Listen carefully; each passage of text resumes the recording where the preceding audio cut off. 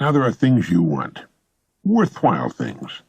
Take the attitude that there are a lot more reasons why you can reach those goals than fail in the attempt. Go after them. Work at it. Keep your attitude positive, cheerful, and expectant, and you'll get them. And as you do, you'll grow to new plateaus and be able to accomplish still more. And remember this, our environment, the world in which we find ourselves living and working, is a mirror of our attitudes and expectations. If we feel that our environment could stand some improvement, we can bring about that change for the better by improving our attitude. The world plays no favorites. It's impersonal. It doesn't care who succeeds or who fails, nor does it care if we change. Our attitude toward life doesn't affect the world and the people in it nearly so much as it affects us. It would be impossible to even estimate the number of jobs that have been lost, promotions or good grades missed, sales lost, or marriages ruined by poor attitudes. But you can number in the millions the jobs which are held but hated, the marriages which are tolerated but unhappy, the parents and children who fail to understand and love one another, all because of people who are waiting for the world and others to change toward them. They don't understand that what they're getting is a reflection of themselves. Nothing can change until we do. When we change, our worlds will change. The answer is attitude. How does one develop a good attitude? The same way one develops any other factor, practice. One good way is to stick a small sign on the bathroom mirror on which is printed the word attitude. That way you'll see it first thing every morning. You might have another one in your car and at your place of work. We need to smile more, speak to people, go out to people. Everything in the world we want to do or get done we must do with and through people. Every dollar we will ever earn must come from people. Everything worthwhile, the person we love and with whom we want to spend the rest of our life, is a human being with whom we must interact. Our children are individuals, each different from any other person who ever lived. And what affects them most is our attitude, the loving kindness they see and feel whenever we're around them. If you'll begin to develop and hold an attitude that says yes to life and the world, you'll be astonished at the changes you'll see. Someone once said, life is dull only to dull people. It's true, of course. It's also true that life is interesting only to interesting people, and life is successful only for successful people. We must be the epitome, the embodiment. We must radiate success before it'll come to us. We must first become mentally, from an attitude standpoint, the people we wish to become. Many years ago, a famous Los Angeles restaurateur was asked by a newspaper reporter, "When did you become successful?" And he replied, "I was successful when I was dead broke. I knew what I wanted to do, and I knew I'd do it. It was only a matter of time." He had a successful attitude long before the success he sought had become a reality. The great German philosopher and writer Goethe put it this way, "Before you can do something, you must be something." But let me prove my point by giving you a test. If you will conscientiously go about the test I'll outline and concentrate on it every day, you will find yourself becoming lucky, as the uninitiated call it. All sorts of wonderful things will begin happening in your life, and it'll show you what a great attitude can mean. So here's the test. Treat every person with whom you come in contact as the most important person on earth. Now, you do that for 3 excellent reasons. 1, as far as every person is concerned, he or she is the most important person on earth. 2, because that's the way human beings ought to treat each other. And 3, by treating everyone this way, we begin to form an important habit. There's nothing in the world that men, women, and children want and need more than self-esteem, the feeling that they're important, that they're recognized, that they're needed, that they count and are respected. They will give their love, their respect, and their business to the person who fills this need, even if it's a short encounter. Have you ever noticed that the higher you go in any organization of value, the nicer the people seem to become? It works this way. The bigger the people, the easier it is to talk to them, to get along with them, and work with them. So they naturally matriculate to the top. It's their attitudes. And the people with great attitudes just naturally gravitate to the top of whatever business or department they're in. They don't have great attitudes because of their positions. They have their positions largely because of their great attitudes.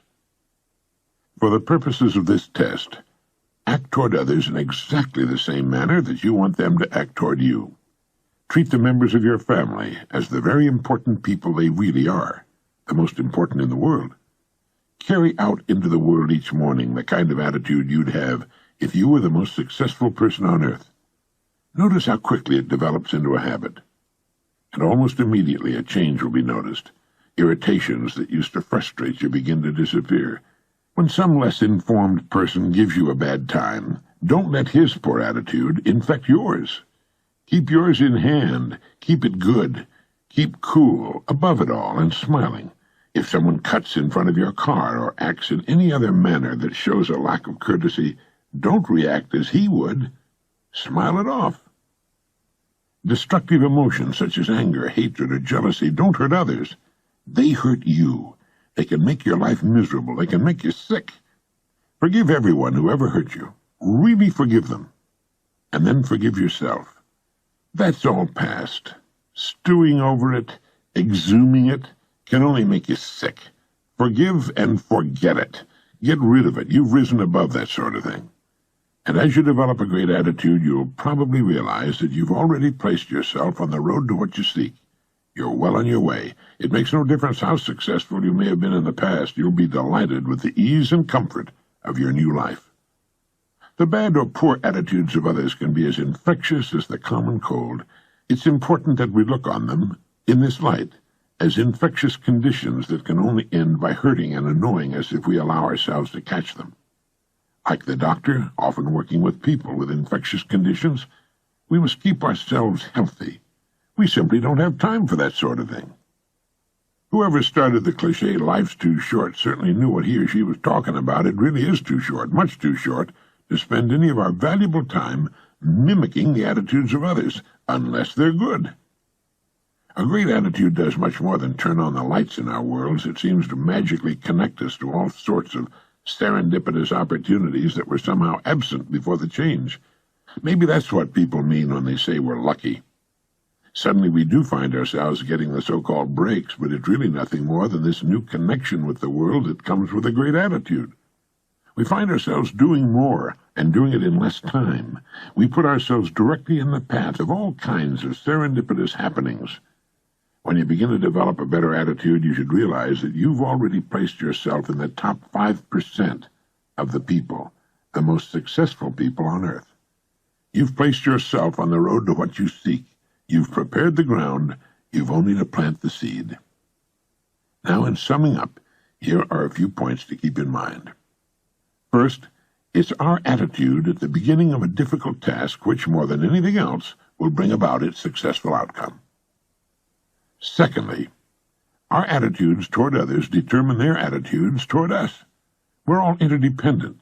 The success we achieve in life will depend largely on how well we relate to others. Thirdly, before you can achieve the kind of life you want, you must think, act, talk, and conduct yourself in all of your affairs as would the person you wish to become. Keep a mental picture of that person before you as often as you can during the day. And fourthly, remember that the higher you go in any organization of value, the better the attitudes you'll find, and that attitudes are not the result of success. Success is the result of great attitudes. And finally, the deepest craving of the human being is for recognition and self-esteem, to be needed, to feel important, to be recognized and appreciated. That includes our loved ones and all the people with whom we come in contact during our days. To make these important principles a habit-knit part of our lives, here are some suggestions. Since our minds can hold only one thought at a time, make the thoughts you hold constructive and positive. Look for the best in people and ideas. Be constantly alert for new ideas you can put to use in your life. Don't waste time talking about your problems to people who can't solve them, or your health unless it's good, or you're talking to your doctor. It won't help you. It cannot help others. Radiate the attitude of well-being and confidence. the attitude of the person who knows where he or she is going. You'll find all sorts of good things happening to you. And lastly, treat everyone with whom you come in contact as the most important person on earth. Start this habit, practice it consistently, and you'll do it and benefit from it for the rest of your life.